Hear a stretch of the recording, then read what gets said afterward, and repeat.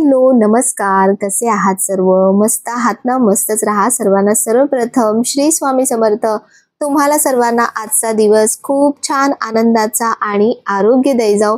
तर आज तुम्हाला दिसणार आहे ते म्हणजे हे मी आधी सुद्धा सांगितलं होतं की मावशी सुद्धा इथे घर बांधते. म्हणजे आमच्याच लाईनीमध्ये मामाचं म्हणजे पहिले आमचं घर आहे, त्यानंतर मामाचं घर आहे मध्ये आणि त्यानंतर आता मावशीने हे घर बांधलंय. जवळपास 2 वर्ष झालं घराचं काम सुरू होतं आणि खूप सुंदर आणि मस्त असं मावशीचं घर झालंय. तर फायनली मुहूर्त निघाला आणि आज आहे गणेश पूजन. तर आपल्या इथलं गणेश पूजन आणि गावाकडचं गणेश पूजन ह्याच्यामध्ये ना खूप फरक दिसला मला. बऱ्याचशा ज्या गोष्टी असतात त्या आपल्या इथे नाही करत, फक्त गणपती बाप्पाची स्थापना करतात आणि बस, बाकी बऱ्याचशा गोष्टी केल्या नाही जात गणेश पूजनला. तर गावाकडे प्रत्येक गोष्ट रीतिरिवाजाप्रमाणेच केली जाते. तर ब्राह्मण खूप लवकर आले होते, 7:30लाच त्यांनी पूजेसाठी सांगितलं होतं आणि सर्व सवाष्णी सुद्धा जमा झाल्या होत्या. इथपर्यंत मामा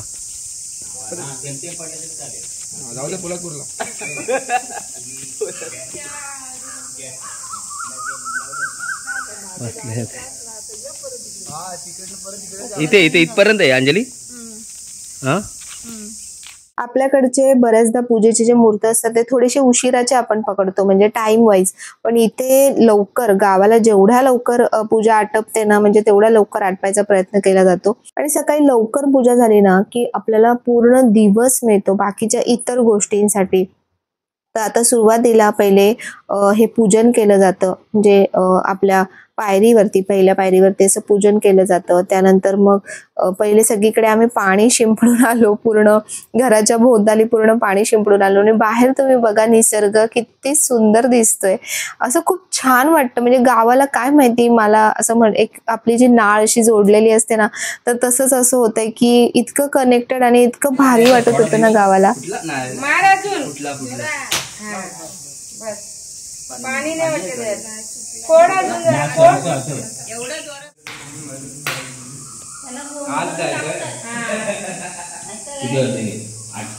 इकडे या साईडला या या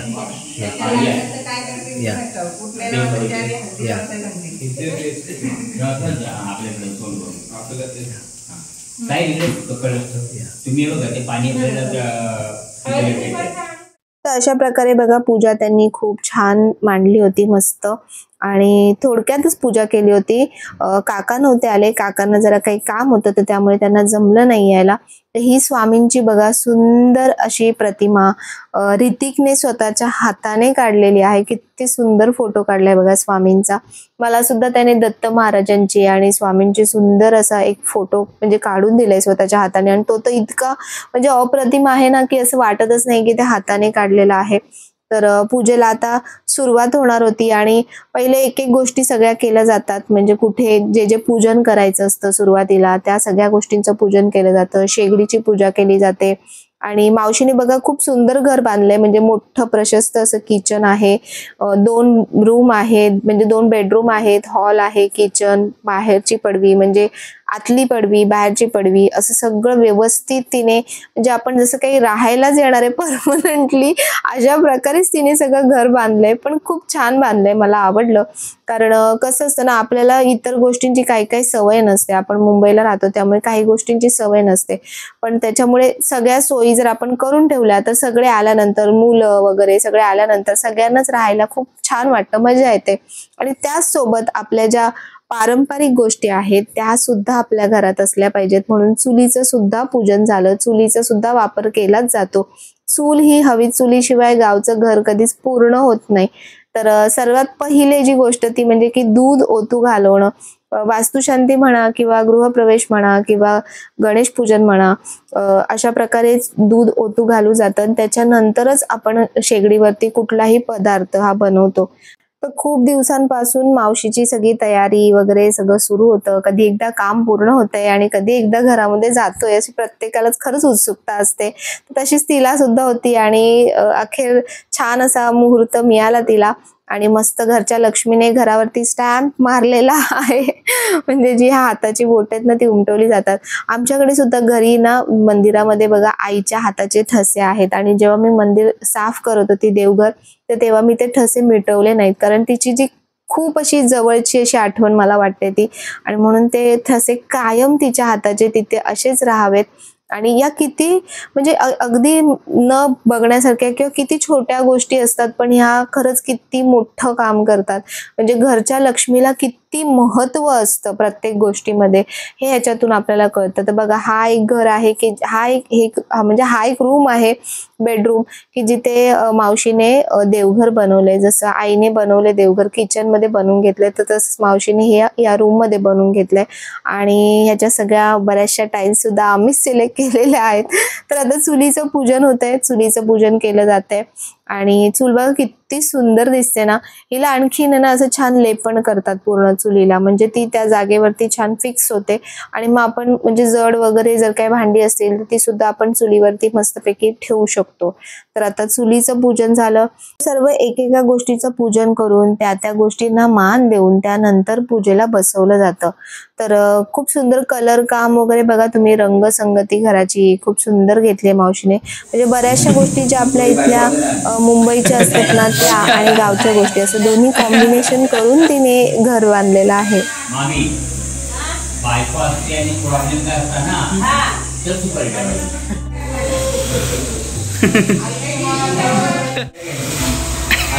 आलं ते त्यांची जीव.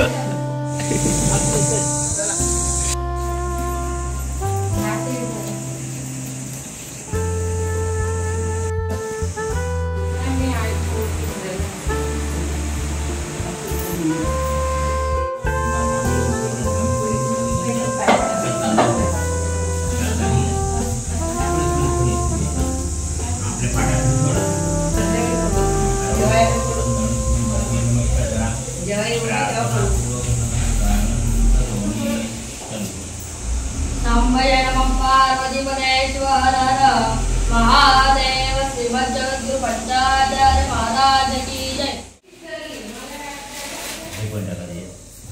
हरोम कस्तुरी तिलकमललाड प्रजोक्ष श्री कौसुमना सागरी सर्वांगी हरिचंदनम श्रीकंठे मुक्तवले उद्गतीवर घंटावाजवा उद्याचा सुगतीला प्राणस्वापणे स्नानावश्य परिपूर्ण पूजा केली आहे. श्री गुणाग्रम पापसहारं मुकुलम सुवार्पणम नमस्कार करा. प्रार्थना पूर्वक नमस्कार करोमि. सद्दोजत वै सद्दोजत वै. इथे नाही रुमाल ठेव जरा, हे उलटा पुसायला. हा काय हे बघ. प्रेमान चामनापुती जय देव जय देव.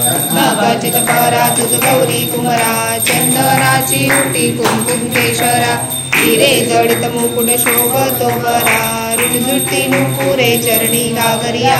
जय देव जय मंगलमूर्ती वशी मंगलमूर्ती, दर्शन मात्रे मान कामना पूर्ती. जय देव. पाणी घेण्यात आहे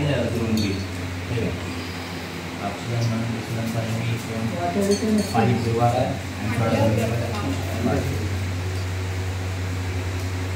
डाव्याच्या उजव्या हाताचा घ्या चमचेने.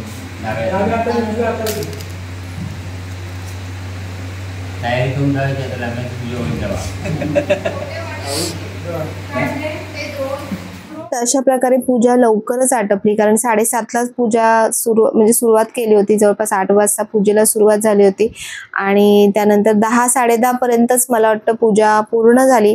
आणि सगळ्यांना बघा तीर्थप्रसाद मिळाला. मी छान प्रसाद बनवला होता. पहिला पदार्थ जो बनला घरामध्ये तो म्हणजे महाप्रसादाचा प्रसाद बनला आणि अशी छान पूजा केली. आणि जेव्हा पूजा वगैरे असं घरात असते ना, तर तेव्हा एकदम घरातलं वातावरण असं खूप छान दुपटीने असं प्रसन्न आणि असं पवित्र वातावरण घरामध्ये वाटतं. तर ही साडी माझी नाहीये, ही साडी अनघाची आहे, कारण मी 2च साड्या नेल्या होत्या आणि मावशीचं हे काही नक्की नव्हतं. पण असं पूजा वगैरे असेल तर ते गावाकडे कसं साड्या वगैरे चांगल्या वाटतात, ड्रेसमध्ये चांगलं वाटत नाही, तर म्हणून मग तिची साडी मी नेसली. आणि सवाशीण ठेवलं होतं मला, तर त्याच्यासाठी साडी नेसणंच म्हणजे कंपल्सरी होतं. तर गावाला कसं सवाशीण असणं म्हणजे गावाला काय म्हणा किंवा इथे काय म्हणा, सवाशीण असणं हे खूप मानाचं हे असतं. तर आता बघा ब्राह्मण काकांना शिदा देतात. तर इथे शिदा त्याच दिवशी दिली जाते. आपल्या इथे दुसऱ्या दिवशी जेव्हा उत्तर पूजेला येतात तेव्हा आपण शिदा देतो. पण गावाकडे कशा म्हणजे प्रत्येक ठिकाणच्या पद्धती ह्या वेगवेगळ्या असतात. तर तसंच ब्राह्मण काकांना शिदा दिली आणि त्यानंतर आमचं उर्वरित काम आम्ही सुरू केलं ते म्हणजे की जेवणाचं, कारण सवाशीण ठेवल्या होत्या आणि गावात सुद्धा कमीच लोक आहेत, तर त्यामुळे जेवढे येतील तेवढ्यांना मावशी म्हटली की आपण जेवणाचं करू. तर म्हणून छान पुऱ्यांचा बेत होता, बटाट्याची भाजी, चवळीची भाजी म्हणजे चवळीची रस्सा भाजी, पुऱ्या, तसं भारी मस्त बेत होता. आणि सगळ्यांना असं कामाला लावलं होतं आणि सगळ्यांनी असं एकत्र बसून काम केलं ना तर काम लवकर सुद्धा होतं आणि बोलता बोलता कधी होतं ते सुद्धा कळत नाही. मस्त गॅस खालीच घेतला होता आणि छान पटकन पुऱ्या झाल्या. तर त्यानंतर जेवण पण आमचं पटकन लवकर आटपलं. तर सकाळी खरंच लवकर पूजा करण्याचा हा एक मस्त फायदा असतो की आपल्याला सगळ्या गोष्टी आपल्या टायमिंगनुसार म्हणजे जेवढा वेळ असतो ना तो पुरेपूर वेळ आपल्याला मिळतो. नाही तर नंतर पूजा उशिरा घेतली ना की खूप आपली सगळीच धावपळ होते सगळ्या गोष्टींची. तर आता बघा सवाष्णींना सगळ्यांना बोलवलं. त्यानंतर सवाष्णींना सगळ्यांना पहिले जेवण करणार आणि त्यानंतर सगळ्यांच्या ओट्या भरल्या जातात. तर 5 सवाष्णी ठेवल्या जातात आणि एक कुमारिका असते. तर आमच्याकडे तर भरपूर आहेत कुमारिका, तर तुम्ही आता बघालच. तर सगळ्या छोट्या छोट्या आहेत त्यांना पण सगळ्यांना बोलवलं होतं. तर अशा प्रकारे बघा सगळ्यांचे हात धुतले जातात. तर असं वेगवेगळ्या काय काय पद्धती असतात सगळ्या. आणि ह्या बघा छोट्या आपल्या कुमारिका, तर ह्या खूपच ऍक्टिव्ह आहेत या कुमारिका, जसं बघतात तसंच करतात सगळ्या गोष्टी. आणि तर छान वाटतं, पण सगळे येतात गप्पा मारतात, ती गोष्ट मला खूप जास्त आवडते की एकटं कुठलंही कार्य कधीच होत नाही. कुठल्याही कामासाठी सगळ्या माणसांची सगळ्या लोकांची गरज असते आणि तेव्हाच त्या कार्यक्रमाला आणखीन 4 चांद लागतात. तर बाकी ह्या परंपरा रीतिरिवाज ह्या सगळ्या गोष्टी तर असतातच, पण सगळ्यांनी एकत्र येऊन ते करणं ह्याच्यामध्ये जास्त मजा असते. तर हे सगळ्या बघा किती उत्सुक आहेत या सगळ्या गोष्टींसाठी. तर आणि सवाशीण होण्याचा आणखीन एक फायदा मी तुम्हाला सांगते, तो म्हणजे की तुम्हाला सगळ्यात पहिले जेवण मिळतं आणि सगळ्या गोष्टींचा सगळ्यात पहिले आस्वाद घ्यायला लागतो. आणि जोपर्यंत सवाष्णी जेवत नाहीत तोपर्यंत कुणालाही जेवण दिलं जात नाही. तर सगळे इथे समोर बसले होते आणि जेवणाची वाट बघत होते. तर असं आमचं जेवण वगैरे झाले आणि त्यानंतर सगळ्यांचं असं छान ओट्या भरल्या गेल्या.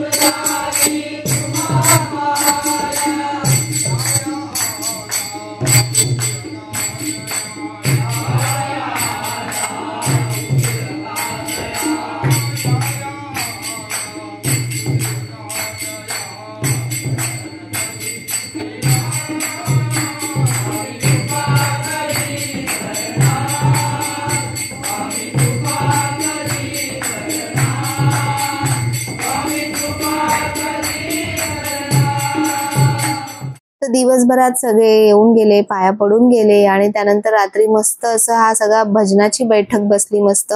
आणि जेवढे आमचं घर म्हणजे घरचीच मंडळी सगळं अखंड भजनी मंडळ आहेत, कारण भावाला म्हणजे स्वप्नीला छान मृदुंग वाजवता येतो. त्यानंतर टाळेकरी सगळे होते आणि घरामध्ये जेव्हा पूजा असेल ना तर तेव्हा असं भजन झालं ना घरामध्ये, जसा नाद झाला कीर्तनाचा असा वगैरे, तर खूप मस्त वाटतं. आणखीन घरात एकदम आणखीन जी पॉझिटिव्हिटी असते ना ती आणखीन दुपटीने वाढते.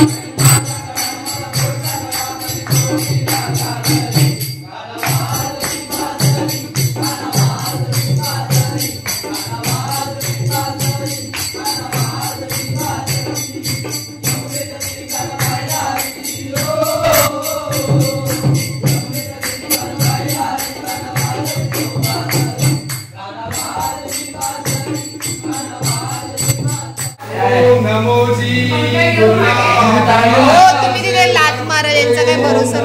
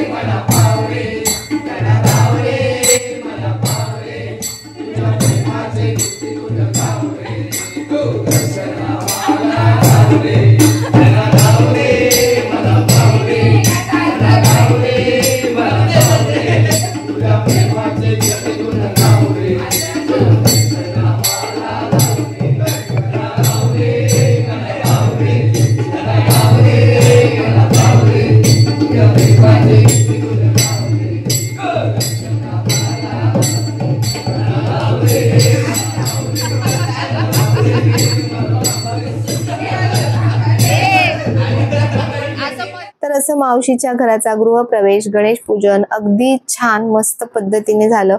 आणि हा जो तुम्हाला महाराजांचा फोटो दिसतोय हा सुद्धा ऋतिकने स्वतः काढलाय. महाराजांचे जे चेहऱ्यावरचे हावभाव आहेत ते बघा किती सुंदर काढलेत त्याने. तर तुम्हाला हा व्हिडिओ कसा वाटला, आवडला असेल तर लाईक करा, शेअर करा, सबस्क्राईब करा. पुन्हा भेटूया उद्याच्या नवीन व्हिडिओमध्ये. तोपर्यंत सर्वांना बाय आणि सर्वांना श्री स्वामी समर्थ.